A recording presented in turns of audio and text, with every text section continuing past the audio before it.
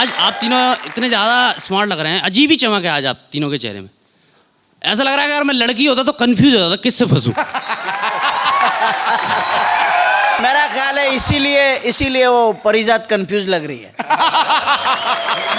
राजू भाई भी हमारे हंसी का समुद्र है। अच्छा, राजू भाई को देख के ऐसा लगता है कि एक गरीब किसान है, मानसून के इंतजार में बैठा हुआ है।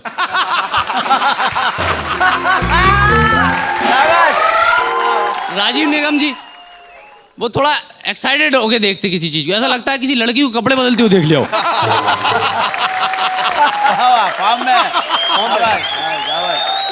गरीब किसान बड़ा तगड़ा लगा यार। वैसे पाजी, अगर पाजी के ऐसी अंग्रेज लोग सुन लेते ना तो 1917 में भारत छोड़ जाते। अच्छा, इसके ऊपर मैं एक बात सुनाता हूँ, मतलब सब लोग सुनाते हैं लेकिन ये बात हकीकत है। एक बार इंडो पाक का क्रिकेट मैच हो रहा था तो बड़े मुश्किल से टिकट मिलते हैं, तो ऐसे तैसे लाइन में लगा बड़ी मुश्किल से, काउंटर पे पहुंचने वाला था, पीछे से किसी ने आवाज लगा दी, ओए दीपक, तो लाइन छोड़ के निकल आया बाहर। ओए मेरा नाम दीपक नहीं है ओए।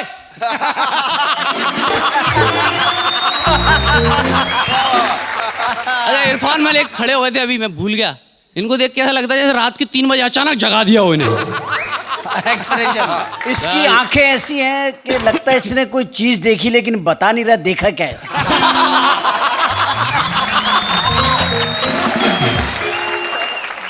उमर भाई, मैं कभी निराश हो जाता था, जब थोड़ा डिप्रेस हो जाता था, कभी स्ट्रगल करता करता, तो जो ज्योतिषी बैठे होते ना सड़क पे, जो मुंबई में कहीं भी, हाँ तोते वाले, तो उनके पास जाता था, मैं उन्हें 20 का नोट देता था, कहता है मेरे बारे में अच्छा अच्छा बोल।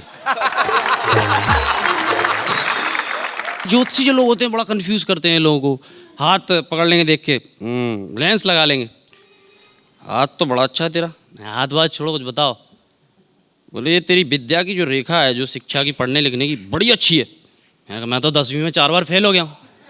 बोले चीटिंग की रेखा कमजोर है ना तेरी, चीटिंग की रेखा तेरी बड़ी कमजोर है। तो मैंने कहा और आगे बताओ, बोले तेरी जो शादी की रेखा है उसमें थोड़ा प्रॉब्लम है, शादी तेरी बड़ी मुश्किल से होगी। मेरी शादी तो हो गई है। नहीं, मैं दूसरी की बात कर रहा हूँ। अच्छा, ये तेरी बच्चों की संतान का भी ठीक है, वैसे दो संतान है तेरी, 2 संतान, मेरे तो 3 बच्चे हैं यार, तो 2 तेरे हैं ना।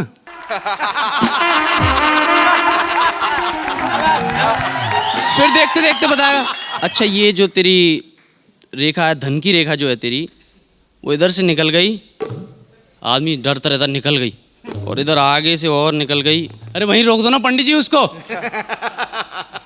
बोले वैसे सब कुछ ठीक है, बाकी रेखा तो मैं बताऊं, रेखा तो देख तू अमिताभ की है।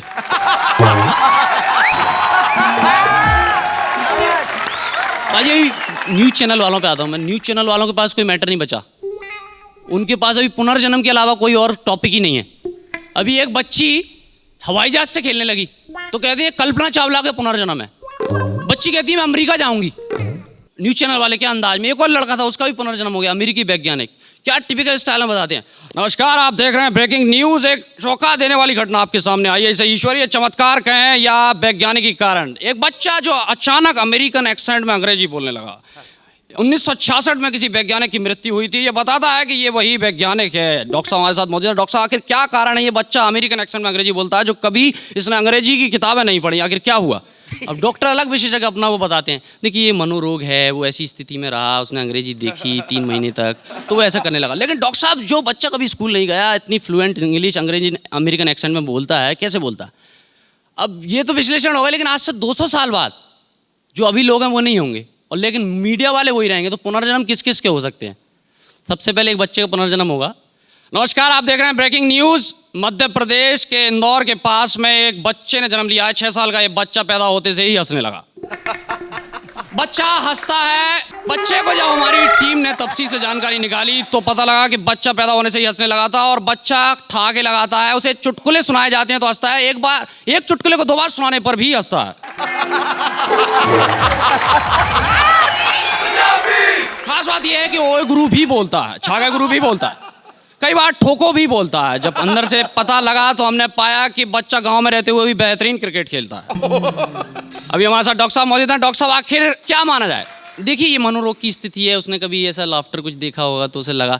लेकिन डॉक्टर साहब जो बच्चा गांव में रहता है जिसने कभी हिंदी नहीं पढ़ी वो हिंदी के टिपिकल मुहावरे कैसे बोल सकता है? वहीं पास ही एक और बच्चे ने जन्म लिया है जो कपड़े पहनने से मना करता है। खास बात यह है कि उसे कपड़े पहनाए जाते हैं तो बच्चा रोता है, और बच्चे ने अपने स्कूल के एक सहपाठी को मारा क्योंकि उसका नाम विवेक था। भाजी नेता जो लोग होते हैं तो नेताओं पे मैं दो का पहाड़ा होता है, दो एकम दो, दो दूनी चार, दो तिये छः, ऐसा नेता का भी पहाड़ा हो सकता है।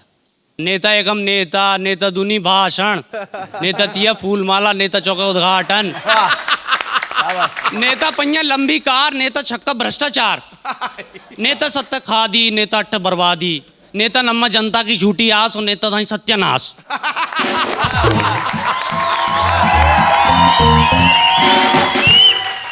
उस दिन राजू भाई कह रहे थे कि केवल लड़कियां नहीं बचेंगी, बल्कि मैं तो ये कहता हूं पाजी कि लड़के नहीं बचेंगे, ऐसी हालत हो गई है। आगे चल के केवल इतनी ज़्यादा क्रांति हो गई उमर भाई कि सिर्फ लेडीज़ बचे दुनिया में। वो जैसा चाहते हैं कि हम पुरुष की सत्ता नहीं होनी चाहिए, तो अपनी 100वीं वर्षगांठ मना रहे हैं, वहाँ पर लोग आए हुए हैं, सिर्फ औरतें बची हुई हैं। तो ऐसे में उनकी पढ़ाई होती, बातें कैसे होती हैं। बोले बताइए पुरुष के बारे में आप क्या जानते हैं? तो बोले मैडम पुरुष एक ऐसा जानवर था जो हम पर जुल्म करता था, हम पर हिंसा करता था, और अपनी हरकतों की वजह से एक दिन विलुप्त हो गया। अच्छा पर प्रॉब्लम क्या थी?